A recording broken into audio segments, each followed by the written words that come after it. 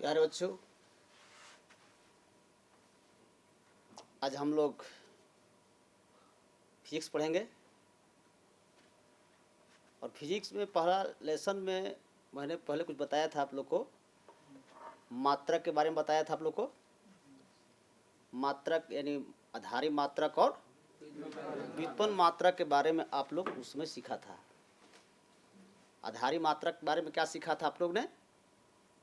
आधारी मात्रक में आप लोग सीखा था कि वैसे मात्रक जो स्वतंत्र है वह क्या है? आधारी मात्रक। और वैसे मात्रक जो आधारी मात्रक निर्भर करते हैं उसे क्या कहते हैं? व्युत्पन्न मात्रक कहते हैं। आप लोग उसको समझ गए थे। और अभी मैं बताया था कुछ और पद्धतियाँ बताया था मैंने, मापक पद्धतियाँ, जैसे कि फुट पाउंड सेकेंड प्रति बताया था, सेंटीमीटर ग्राम सेकेंड प्रति बताया था, मीटर किलोग्राम सेकेंड पद्धति भी आप लोग को मैंने समझाया था। लेकिन अब मैं आप लोग को मात्रकों की अंतर्राष्ट्रीय पद्धति बताऊंगा। अंतर्राष्ट्रीय पद्धति मतलब कोई ऐसा मात्रक जो है पूरे विश्व में प्रचलित है, ठीक ना? तो ऐसे मात्रकों की खोज कहाँ हुई थी? फ्रांस में हुई थी, प्रोफेसर गियोरगी के द्वारा ना। किसके द्वारा? तो सबसे पहले ध्यान दीजिए, अक्टूबर 1960 में पेरिस के निकट सेवरे नामक स्थान पर संपन्न 11वीं तौल एवं माप महासम्मेलन में लंबी परिचर्चाओं के बाद मात्रकों की एक नई अंतर्राष्ट्रीय पद्धति का शुरुआत हुआ, जिसमें 6 मात्रकों को परिभाषित किया गया। वो 6 मात्रकों को जो परिभाषित किया गया उस सम्मेलन में, कौन सम्मेलन? 11वीं तौल और माप महासम्मेलन में कितने मात्रकों को परिभाषित किया गया? 6 मात्रकों को। और 6 मात्रक कौन कौन थे? लंबाई, द्रव्यमान, समय, विद्युत धारा, ताप और ज्योति तीव्रता। फिर एक महासम्मेलन हुआ। वो महासम्मेलन फिर कब हुआ? 14वीं तौल एवं माप महासम्मेलन 1970 में हुआ। तो उसमें जानते हैं कौन से मात्रक का बारे में बतलाया गया? पदार्थ का परिमाण, यानी 7वां मात्रक। समझ गए? 7वां मात्रक कौन है? पदार्थ का परिमाण। जिसका मात्रक क्या है? इसका ऐसा ही मात्रक हम क्या कहते हैं? उसको मोल कहते हैं। तो 7वां धारी मात्रक मोल जोड़ा गया। इस नई पद्धति के उसके फ्रांसीसी नामकरण यानी सिस्टम इंटरनेशनल यूनिट्स के कारण संक्षेप में अंतर्राष्ट्रीय मात्रक को क्या कहते हैं? एसआई मात्रक, सिस्टम ऑफ इंटरनेशनल माने एसआई मात्रक। ऐसा मात्रक जो है पूरे विश्व में ये मात्रक प्रचलित है। समझ गए? हमें इंडिया में कहेंगे कि लंबाई का मात्रक क्या है? मीटर है। तो जाके इंग्लैंड में भी इसका लंबाई का मात्रक क्या होगा? मीटर। फ्रांस में क्या होगा इसका मात्रक? माने पूरे वर्ल्ड भर में ये मात्रक का प्रयोग किया गया। तो समझ गए? ये किसके नेतृत्व में हुआ? हम बताया था प्रोफेसर गियोरगी के नेतृत्व में। लेकिन गियोरगी ने इसको कब खोजा था? वह तो 1901 में ही उसको प्रमाणित कर दिया था। लेकिन उसका लागू कब हुआ?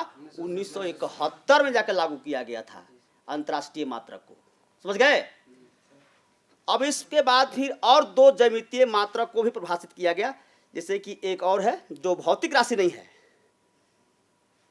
एक कौन था? एक था समतल कोण और दूसरा घन कोण। उस राशि को सम्मेलन में परिभाषित किया गया। कौन कोण को?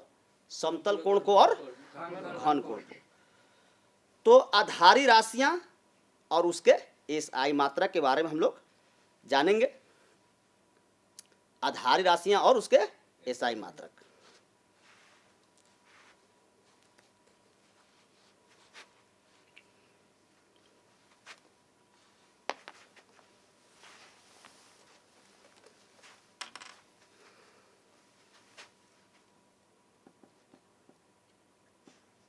आधारी राशियां और उसके एसआई मात्रक। पहले यहां लिख देंगे हम क्रम संख्या लिखेंगे, क्रम, फिर आधारी राशि, आधारी राशि लिखेंगे, फिर एसआई मात्रक का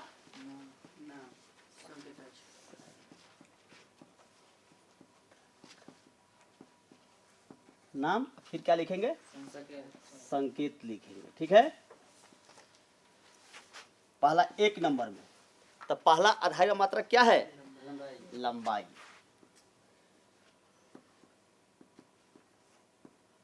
लंबाई,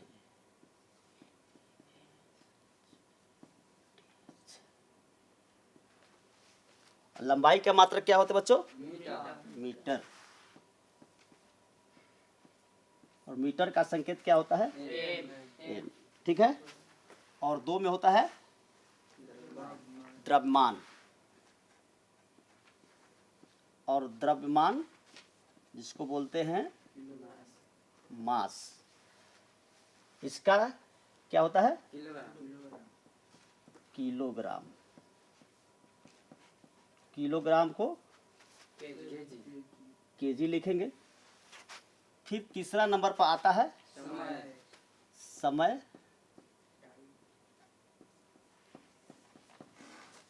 टाइम। इसका होता है सेकेंड।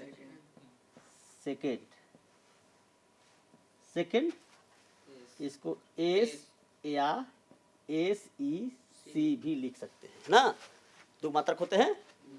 फिर उसके बाद चौथा आता है, चौथा नंबर आता है विद्युत धारा।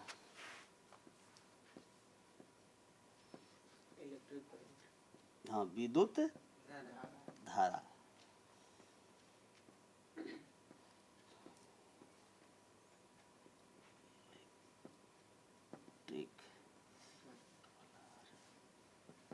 इलेक्ट्रिक करंट, विद्युत धारा का क्या होता है, एम्पियर। हाँ, एम्पियर।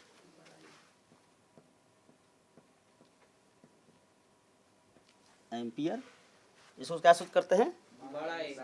हाँ, कैपिटल ए से। ठीक है, फिर पांचवा नंबर में आता है ताप, टेम्परेचर कहते हैं इसको।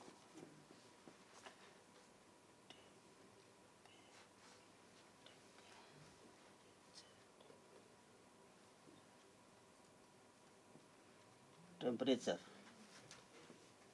इसका मात्रक क्या होता है, केल्विन। केल्विन को बड़ा के। ठीक है, फिर 6 नंबर में क्या आता है, ज्योति तीव्रता। ज्योति तीव्रता,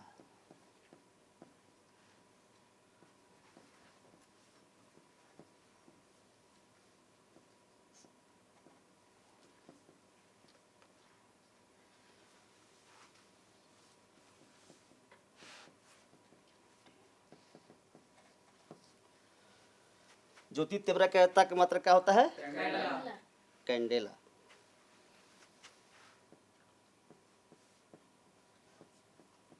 इसका संकेत क्या होता है, सीडी। और सातवां है पदार्थ का परिमाण।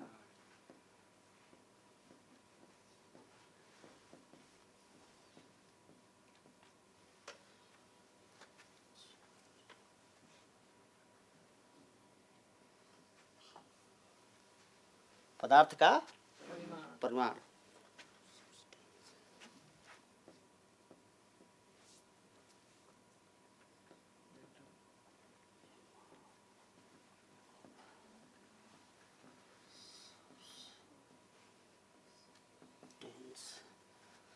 इसको क्या, इसका मात्रक मोल। इसका तो या तो एम ओ एल लिखते हैं, या तो आप एम भी लिख सकते हैं। ठीक है,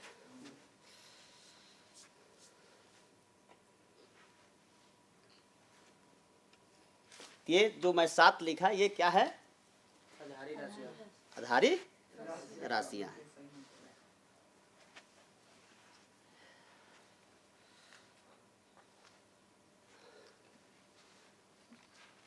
लिख लिए। फिर है,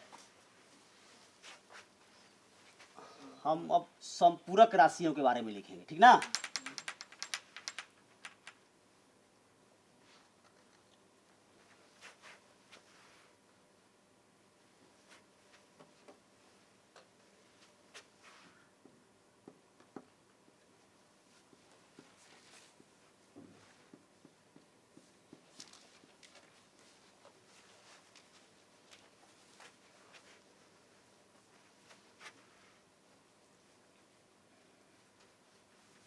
लिख लिया आप लोग ना।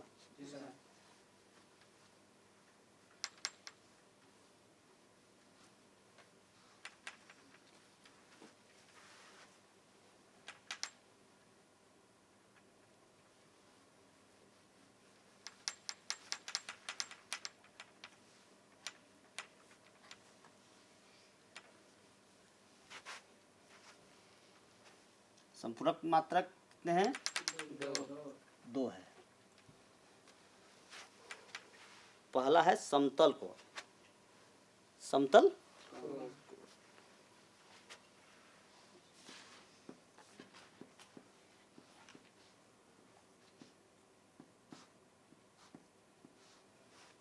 समतल कोण, इसको रेडियन, रेडियन का संकेत क्या होता है? हाँ, RAD। और दूसरा में क्या होता है? घन कोण। घन कोण, इसको क्या बोलते हैं? हाँ, अस्टेरेडियन।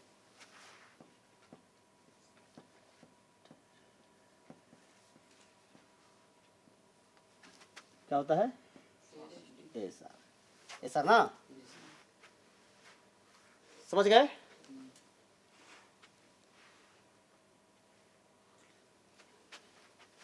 इसको इंग्लिश में बोलते हैं प्लेन एंगल, इसको सॉलिड एंगल बोलते हैं, सॉलिड एंगल बोलते हैं इसको, ठीक ना। तो आप लोग संपूरक राशि और उसके मात्रक भी समझ गए, अंतर्राष्ट्रीय मात्रक भी समझ गए, अच्छा समझ गए, समझ गए ना। अब है कि मात्रक को लिखते वक्त ध्यान देना है, हमसे लिखते वक्त गलती न हो। कौन कौन सी सावधानी ध्यान देना, उस बात को अभी नोट कर लेना है, ठीक है। तो ध्यान से सुनना है। हिंदी में भी मात्रकों के संकेता अक्षर, हिंदी में भी जो मात्रक होते हैं, लेकिन अंग्रेजी में जब उसको लिखे, अंग्रेजी में उसका संकेता अक्षर लिखेंगे हम, हिंदी में नहीं लिखेंगे। जैसे किलोग्राम के लिए, किलोग्राम के लिए संकेता अक्षर हम किलोग्राम के लिए किग्रा नहीं लिखेंगे, उसके लिए क्या लिखेंगे? हाँ, केजी लिखेंगे। और मीटर के लिए एम लिखेंगे, मी नहीं लिखेंगे, मीटर, मीटर। तो इसका जो है हम संकेत में इसका मात्रक जो है एम ऐसे नहीं लिखेंगे, इसका लिखेंगे केवल एम लिखेंगे। समझ में आ गया? तो अब दूसरा पॉइंट कि मात्रकों में अंग्रेजी के नामों को कैपिटल लेटर से शुरू नहीं करना चाहिए। जैसे लिखेंगे 1 एम्पियर, तो 1 एम्पियर लिखेंगे तो एम्पियर का जो पहला लेटर होगा वो क्या होगा? स्मॉल लेटर होगा, न कि हम कैपिटल लेटर से एम्पियर पूरा लिखेंगे। लेकिन जब उसका संकेत लिखेंगे केवल, तो बड़ा अक्षर लिख सकते हैं। जैसे एम्पियर के लिखे है ना कैपिटल ए, लेकिन फुल फॉर्म पूरा लिखेंगे, उसका पूरा लिखेंगे, संकेत नहीं पूरा नाम लिखेंगे, तो स्मॉल लेटर से ही लिखेंगे। आप लोग अच्छी तरह समझ रहे हैं? कोई दिक्कत नहीं। और मात्रकों में बहुवचन का प्रयोग नहीं करना चाहिए।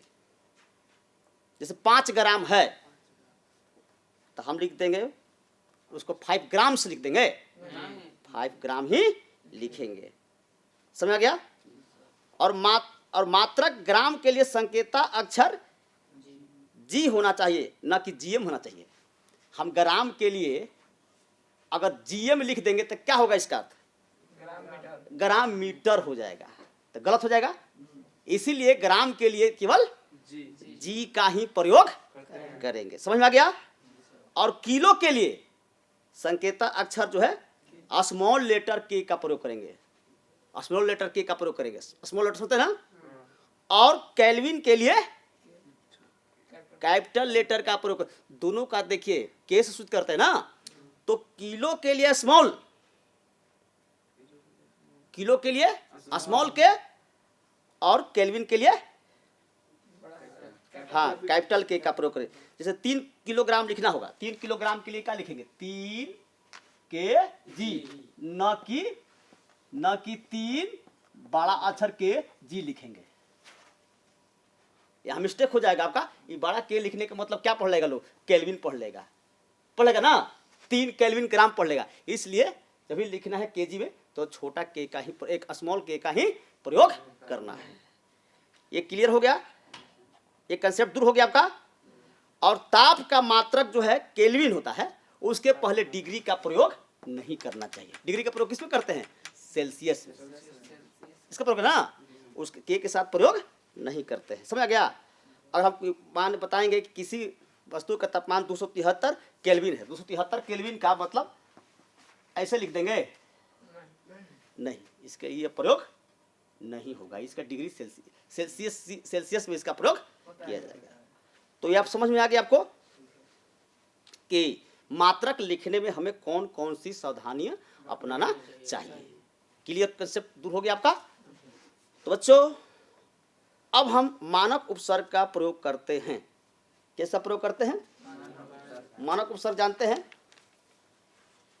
देखिए कभी कभी देखा जाता है कि भौतिक राशि के एसआई मात्रक जो होता है, एसआई मात्रक भौतिक राशि को किसे व्यक्त करते हैं, एसआई मात्रक में। तो उसका मात्रक का सांख्यिक मान जो होता है कभी कभी क्या होता है, बड़ा होता है, कभी कभी क्या होता है, बहुत छोटा होता है। तो उसको व्यक्त करने में हमें कठिनाई होती है। इसके लिए हमें कौन सा मानक मात्रक का उपयोग करना चाहिए, उपसर्ग मानक मात्रक का उपयोग करना चाहिए। तो मान लीजिए लिखना है पृथ्वी का द्रव्यमान कितना होता है, पृथ्वी का द्रव्यमान 6 × 10⁻24 kg। तो 10⁻24 kg यानी 1 पर 24 को 0 लिखने में आपको कठिनाई होगी ना, लेकिन 10⁻24 लिख देने से आपको क्या हो गया, आसान हो गया। तो मात्रक कभी कभी बहुत बड़ा होते हैं, कभी कभी बहुत छोटा होता है। तो उसके लिए किस मापों का प्रयोग करते हैं, उपसर्ग, मानक उपसर्ग का प्रयोग करते हैं। तो प्रायः मापों को आधारी या व्युत्पन्न एसआई मात्रक के पद में व्यक्त करना जो है सुविधाजनक नहीं होता है। उदाहरण के लिए मान लीजिए हम पटना से दिल्ली को अगर दूरी में, पटना से अगर दिल्ली के दूरी को हम मीटर में मापे तो संभव है, मीटर से माप लोगे, इसके लिए तो बड़ा मात्रक जरूरी है, किलोमीटर। उसी प्रकार एक कागज की मोटाई को हम कहेंगे कि मीटर में मापिए तो ये भी बहुत दिक्कत है। उसको सेंटीमीटर में माप सकते हैं, इंच माप सकते हैं, सेंटीमीटर माप सकते हैं ना, और उसको फुट में थी क्या कहता है, इंच में माप सकते हैं, इंच माप सकते हैं ना। लेकिन कहेगा कि उसको मीटर में मापिए, मीटर में तो चेंज हो जाएगा लेकिन दिक्कत होगा। तो ऐसे राशि को व्यक्त करने के लिए हम लोग कौन सा मापों का उपयोग करते हैं, मानक उपसर्ग का प्रयोग करते हैं। इसके लिए हम थोड़ा सा आपको तालिका बता देते हैं, है ना।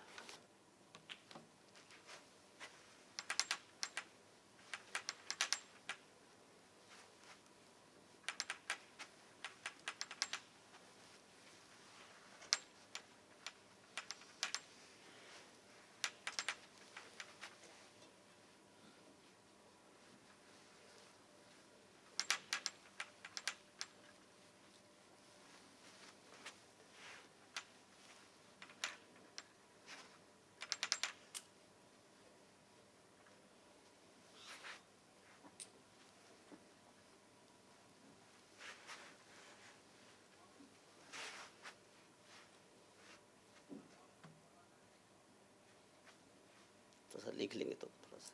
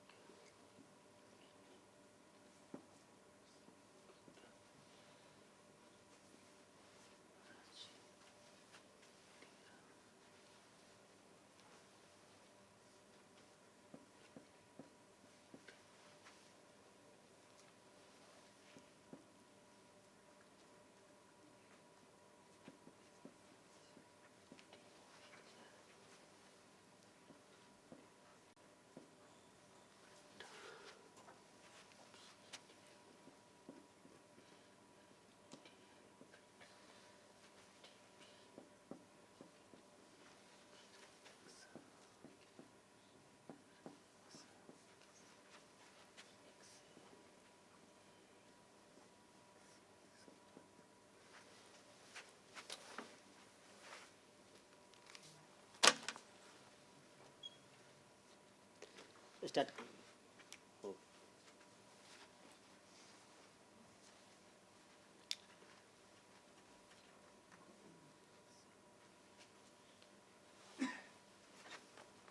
तो बच्चों ये समय क्या लिखा, मानक उपसर्ग लिखा, ठीक ना। अब है इसके बारे में समझ गए। तो इसके अलावा भी लंबाई के बहुत से मात्रक हैं। तो लंबाई को इंच, फुट या गज या मील में भी व्यक्त किया जाता है। एक इंच में कितने सेंटीमीटर होते हैं? 2 बोलो। और 12 इंच में, और 3 फुट में, और 1760 गज बराबर क्या होता है? 1 मील। समझ गए? 1 कैलोरी में कितने जूल होते हैं? 4 कुछ व्यवहारिक मात्रक भी हैं, जिसे कि आप लोग बता देते हैं। 1 पाउंड बराबर क्या होता है? 0.456 किलोग्राम। 1 एंगस्ट्रॉम में कितने मीटर होते हैं? 10 के पावर माइनस 10 मीटर। 1 कैरेट में कितने ग्राम? 0.2 ग्राम। 1 क्विंटल में कितने किलोग्राम? 100 किलोग्राम। 1 पास्कल में 1 न्यूटन प्रति मीटर स्क्वायर। 1 औसत शक्ति में कितने वाट होते हैं? 1 प्रकाश वर्ष बराबर 9.46 × 10 के पावर 15 मीटर। अगर किलोमीटर बोलेंगे तो 9.46 × 10 के पावर 12 मीटर। 1 पारसेक में कितने प्रकाश वर्ष? 3.26 प्रकाश वर्ष। तो समझ गए? अब है व्युत्पन्न पद्धतियों में मात्रक और उसके संबंध। किसी व्युत्पन्न राशि को व्युत्पन्न मात्रक को प्राप्त करने के लिए 2 चीज का होना बहुत जरूरी है। पहला है उस व्युत्पन्न राशि को परिभाषित करने वाला समीकरण, और दूसरा है समीकरण में शामिल आधारी राशियों के आधारी मात्रक। जैसे क्षेत्रफल का मात्रक बताना है, क्षेत्रफल का मात्रक कैसे निकालेंगे?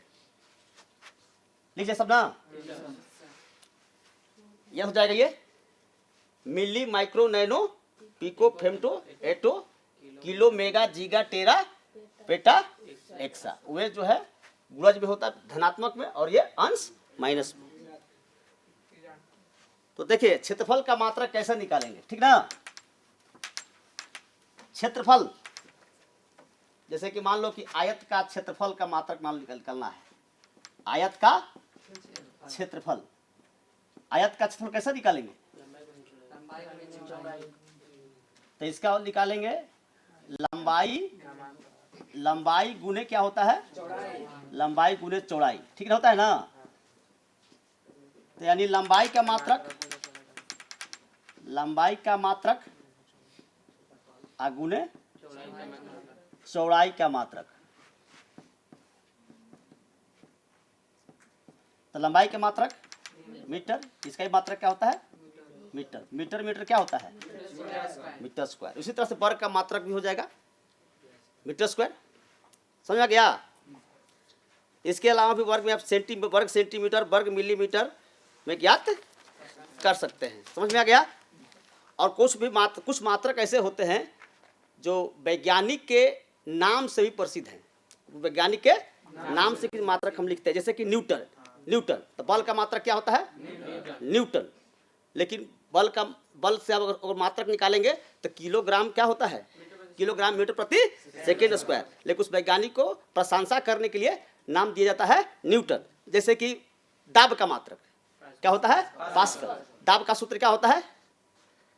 बल बटा क्षेत्रफल। तो बल का मात्रक न्यूटन और क्षेत्रफल का मात्रक वर्ग मीटर, यानी न्यूटन प्रति मीटर स्क्वायर। तो इसको प्रशंसा करने के लिए उसको दिया जाता है। समझ में आ गया?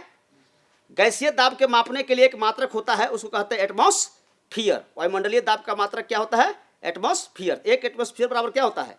1.013 × 10 के पावर 5 पास्कल, यानी कहेंगे तो 1.01 × 10 के पावर 5 पास्कल। समझ में आ गया? तो आपको समझ में आ गया ये सब? कोई दिक्कत नहीं है? तो हम लोग अब इतना ही पर अब समाप्त करते हैं। हम लोग को टाइम पूरा हो गया है। फिर हम लोग अगले दिन अगला चैप्टर शुरू